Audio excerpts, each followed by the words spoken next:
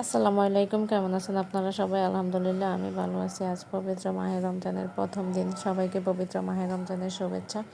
আর এদিকে তো আমি দুপুরে রান্না বসিয়ে দিয়েছি সিমের বিচি দিয়ে, তেলাপিয়া মাছ দিয়ে, আর হচ্ছে বাচ্চাদের জন্য একটু খিচুড়ি। আর রান্না করতে যাওয়ার পথেই আমি বাচ্চাদেরকে টিভি ছেড়ে দিয়ে গেছিলাম। আমার দুই ছেলে টিভি দেখতেছে আর দুষ্টামি করতেছে। আমি অনেক খুশি হয়ে গেছি আজকে, না আমার দুই ছেলে, আমি রান্না করতেছি, তারা আমাকে বিরক্ত করতেছে না, আমাকে ডিস্টার্ব করতেছে না, তাদের মতো করে খেলাধুলা করতেছে। আমি রান্নাঘর থেকে তাদের সাথে একটু কথা বলি, তারাও আমার সাথে একটু কথা বলে। আর রুমে এসে তো দেখি যে বাচ্চারা কী অবস্থা করছে। আমি যে চাউল নিয়েছিলাম রান্না করার জন্য, সে চাউল তারা খাটে, বিছনায়, ফ্লোরে, মানে সব জায়গায় ছিটে বিটে ওরা দুই ভাইয়ে খেলাধুলা করতেছে।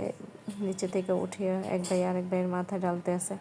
আর এগুলো দেখে তো আমি একটু ওদেরকে রাগারাগি করলাম, শাসন করলাম যে কেন এমন করছো। আমার ছোট ছেলেটা, সেও আমি তাকে দমকাচ্ছি, সেও আমাকে দমকাচ্ছে। আর এইদিকে তো আমার হাজব্যান্ড, সেও কল দিচ্ছে, দেখালাম যে দেখো তোমার বাচ্চারা কী করতেছে। আর সে খোঁজ নিচ্ছে যে আমি ইফতারি গোছাচ্ছি কিনা, কারণ সে তো আমাকে ইফতারির বাজার করে দেয়নি। আসলে ওই সময় পায়নি বাজার করতে। কাকাকে নিয়ে একটু হসপিটালে ভর্তি করেছে, দৌড়াদৌড়ি করছে, অনেক ক্লান্ত হয়ে বাসায় এসে আজকে না হয় কালকে করবে, এরকম করতে করতে সময় চলে গেছে। আর গতকালকে আমি মাকে নিয়ে হসপিটালে গেছিলাম, ভেবেছিলাম না ডাক্তারে দেখিয়ে বাসার আসার পথে বাজার করে নিয়ে আসবো। আমারও সেই সময়টা হয় নাই, কারণ বাসায় আস্তে আস্তে রাত্রে 12টা বাজছে। আর এসে আবার বাচ্চাদেরকে খাইয়ে দাইয়ে রান্না করে খেয়ে দিয়ে অনেকটাই দেরি হয়ে গেছে।